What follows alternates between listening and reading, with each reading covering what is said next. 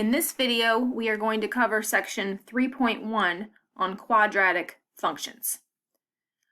F of x equals ax squared plus bx plus c is the general form of a quadratic function, meaning it is a second-degree polynomial that represents a function f of x. The graph of a quadratic function always looks like a parabola. Depending on the value of a will depend on whether that parabola opens upward, as in this diagram. So for a greater than 0, it would be an upward opening parabola. The vertex is what we would call this point down here. That would represent a minimum in this case if it's opening upward. And then the dotted line shows where the middle of the parabola is, and we call that the axis of symmetry. In the case where a is less than 0 or negative, that means that the graph of the parabola will open downward, as in this diagram, which would mean that this vertex point right here would represent a maximum. And again, the dotted line drawn here represents the center of the parabola, and we call that line the axis of symmetry. Sometimes your parabola is given, or your quadratic function is given in this form. Other times it will be given in what we call standard form. Standard form means it's written in a form where you can apply the transformation rules that we talked about in section 2.5. F of x equals, the a has been factored out, the x variables, we've completed the square and written them in the form of a quantity squared, so x minus h quantity squared, and then whatever constant is left over is added at the end, plus k. When it's given in this form, it is very easy to locate the vertex and the axis of symmetry.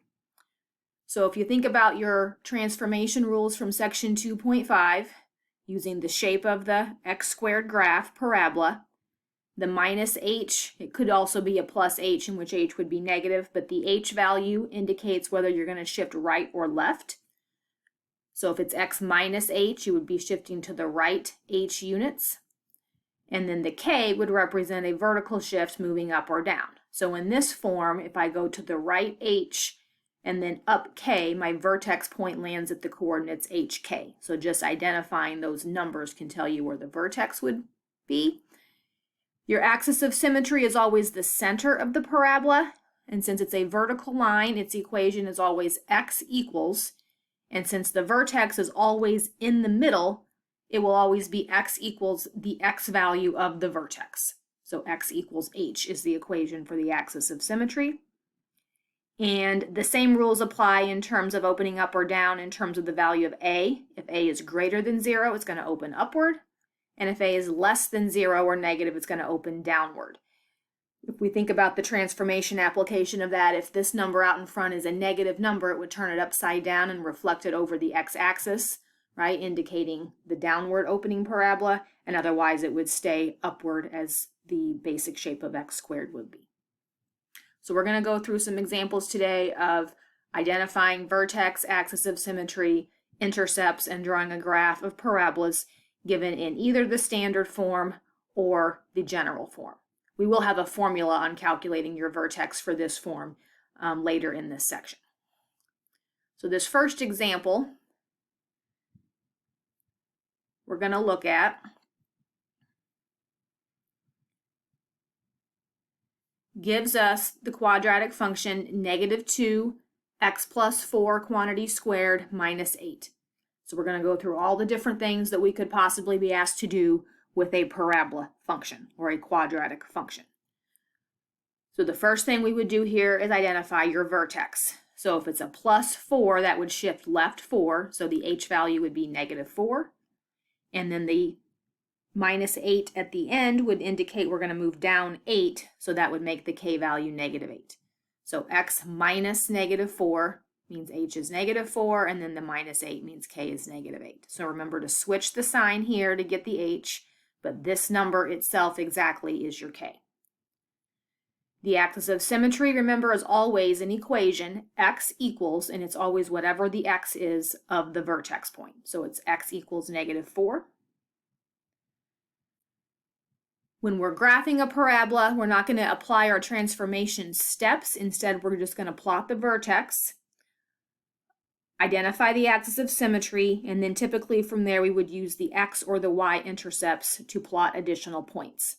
So if I was needing to calculate the y-intercept, that means to let x equal 0. So in my function, if I were to replace x with 0, -2, the 0 would be plugged in for x, so x 0 plus 4 quantity squared minus 8, and then I just simplify. So inside of here we would get 4. When we square that 4, we get a 16. Then we multiply by the -2 and get -32. Subtract 8 from that gives me -40. So the y-intercept would be the ordered pair 0, -40 to plot on my graph. We could also find our x-intercepts. X-intercepts mean to let y be 0, but remember y is the same as f of x, so basically setting the whole function f of x equal to 0, so putting a 0 in for f of x, and then solving that equation for x. When it's given in the standard form and you're finding your x-intercepts, you're solving by the square root property. So you're going to add the 8 over to the other side, then divide by the -2 on both sides, would make this side a -4. Then remember we would square root both sides, so square rooting the left would give me x plus 2. But when I square root the right side, because it's negative, remember I get plus or minus. The square root of 4 is 2, but square rooting a negative means it's I, so it's an imaginary number. And there's no need to go further here in this problem, because if you get an imaginary result, that means that's not real, so you're not going to see those numbers on the x-axis. In other words, this graph will have no x-intercepts, so it should not touch the x-axis at all. So if I was to put all this stuff together to sketch the graph, we would start by locating our vertex, so -4, -8. Notice I've scaled my y-axis by 5s just because I had a fairly large y-intercept that was down pretty far. So -8 would be roughly here. I drew in the line x equals -4 to show the middle. -40 was my y-intercept, so I could plot that over here.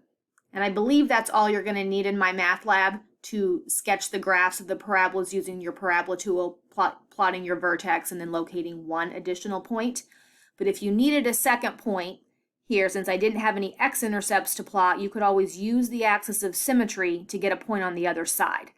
So if this point is on the right side of my vertex, notice to move from the y-axis over to the middle where this axis of symmetry is, that's 4 spaces, which means I can continue to stay at that y value and go 4 units to the other side and plot an additional point.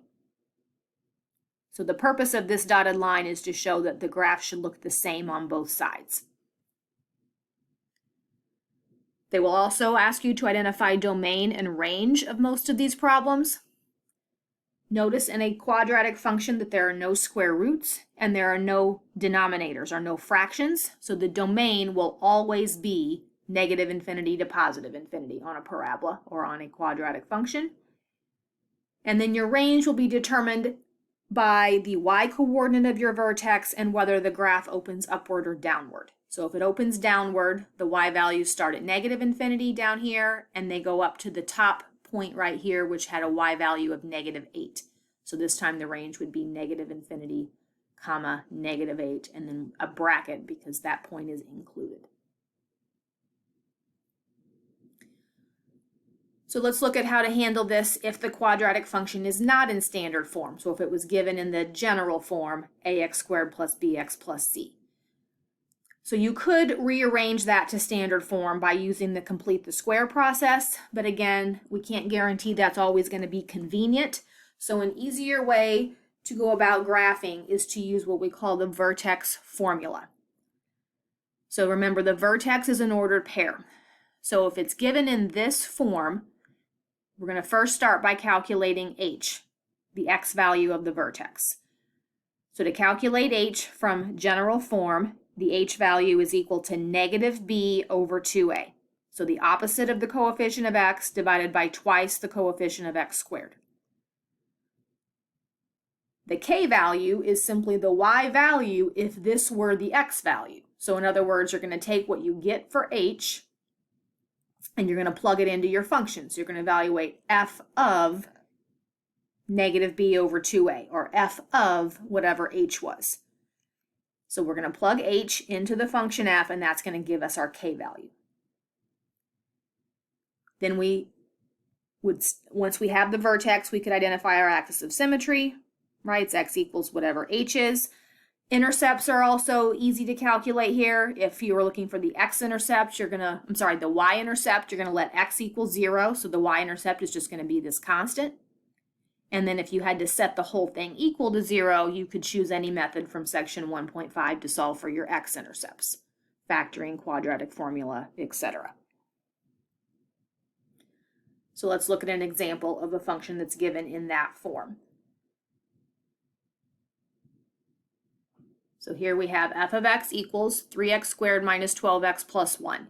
So since we can't see the transformations, it's not in standard form, we're going to use the vertex formula.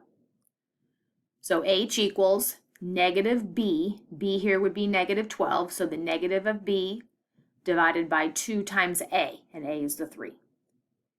And then we simplify that. So negative of negative means a positive 12. 2 times 3 is 6, so 12 divided by 6 is 2. Then to find the k value, or the y-coordinate of the vertex, you're going to take the value you got for h, which was the 2, and you're going to evaluate f of 2. So you're going to plug 2 back into the function in place of x. So that would be 2 squared minus 12 times 2 plus the 1. And then you simplify. So 2 squared is 4. 3 times 4 is 12. Over here, you multiply and get negative 24 plus the 1. So we have 12 minus 24 plus 1, and that adds up to negative 11. So that's my k value. So my vertex is the ordered pair 2, negative 11. So that means the axis of symmetry is x equals 2. It's always x equals the x value from the vertex. If I need to find my intercepts, my y-intercept is found by letting x equal 0. So in my function, if I let x be 0, we plug a 0 here and a 0 here, so that just leaves the number 1.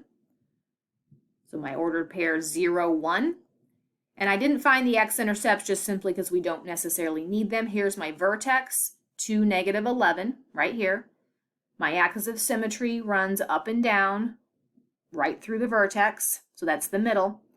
My y-intercept is 0, 1, which is right here.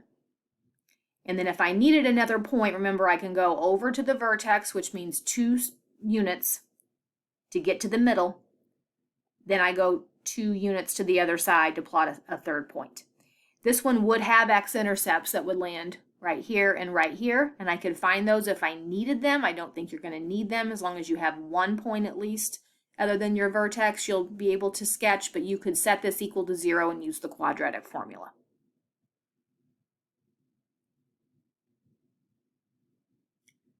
This one, the domain, remember, is all real numbers, always.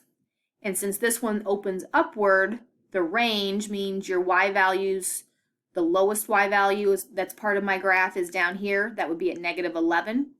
And then from there it goes up. So bracket means include negative 11, comma, and then go above that toward infinity.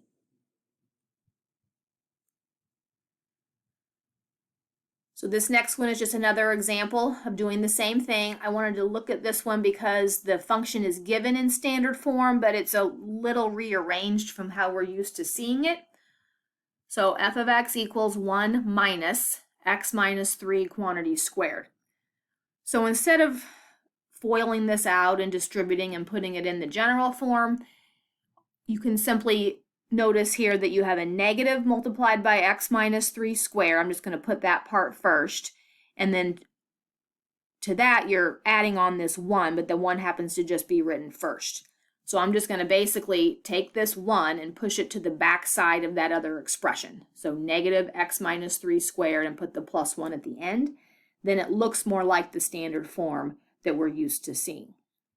You don't have to do that, but I think it's easier to identify things if you have it in the form where it looks like the other problems that we've done.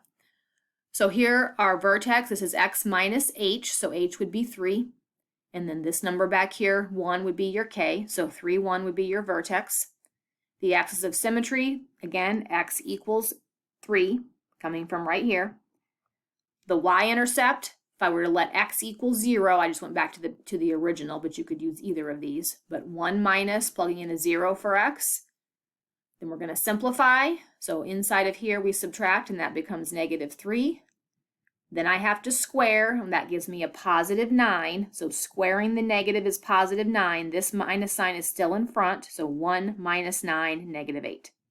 So the ordered pair 0, negative 8 is your y-intercept. I went ahead and found the x-intercepts on this one also. X-intercepts setting the whole thing equal to 0. Again, when it's given like this, we can use the square root property. So I just added, since this was a minus sign, I added this expression to the right, which made it cancel. So if I add it over here, it's x minus 3 quantity squared. Square rooting both sides gives me x minus 3 equals plus or minus the square root of 1. Moving the 3 over would give me x equals 3 plus or minus the square root of 1. Well, the square root of 1 happens to be 1. So that means I would get x equals 3 plus 1, which would be 4, and also 3 minus 1, which would be 2. So if I plot my vertex right here at 3, 1, my axis of symmetry is the line right down the middle through the vertex, the vertical line x equals 3. My x-intercepts were 2 and 4, so on the x-axis I can plot the 2 and the 4, and then my y-axis, or my y-intercept, was down here at negative 8. And you could also, again, if you wanted to get another point on the other side across from the y-intercept, 1, 2, 3, and then I could go 1, 2, 3 and plot a point over here. In my math lab, when you graph these, some of them are going to be multiple choice, I believe. Others, when you're graphing, you're going to click on the parabola tool. It's going to ask you to plot the vertex. And then I think if you just plot one of your intercepts, it will draw the rest of the graph for you. You don't need quite that many points. So your domain is negative infinity to positive infinity. And then the range, this one's pointing downward, so it's heading toward negative infinity for the beginning of the y values, comma, and then 1 is the top right here, which is at y equals 1. So it would go up to 1 and then have a bracket on the end. The endpoint of the range, whether it's the right endpoint or the left endpoint of that interval, is always the y value of your vertex. All right, this next one doesn't ask us to graph necessarily. It just asks you to determine if the function has a max or a min, and then find the max or the min value and where it occurs, and state the domain and the range. So you can answer all those questions without necessarily having to sketch the whole graph. All right, the key here is just to locate the vertex and to know if it opens up or down. So this one, again, is not in standard form, so we'll use our vertex formula for this. So the x value of the vertex, or h, the formula negative b, so negative of the negative 8 divided by 2 times a, so 2 times 2.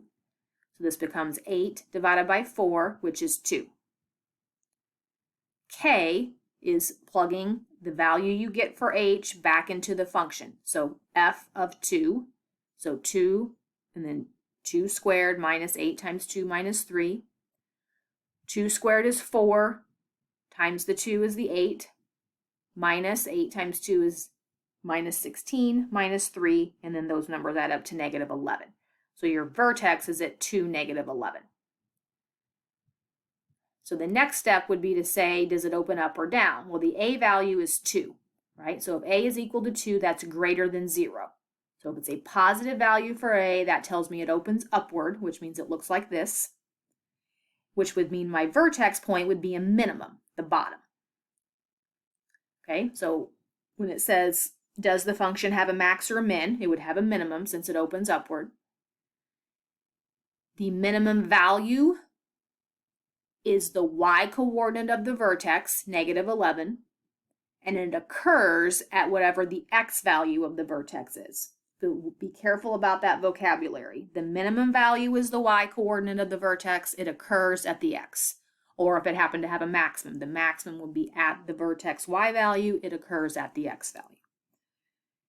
So my domain is always negative infinity to positive infinity. And if it opens upward and is a min, my range is going to start at the y value of the vertex, which was negative 11, and then go to positive infinity.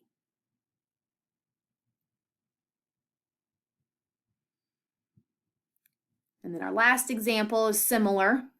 It just asks for the domain and the range, and it gives you the coordinates of the vertex, and it tells you if it opens up or down. So if it says that my vertex is at -3, -4, and the parabola opens down, so I just drew a little diagram here to show it opens down, and the ordered pair for the vertex is what they gave me, -3, -4. So we know that the domain, again, is always all real numbers, so negative infinity to positive infinity. And if I see this little diagram, I can identify the range maybe a little bit easier, negative infinity up to this point, and I'm talking about range, so the y value here, -4. So negative infinity, comma, -4, bracket. That is the end of section 3.1.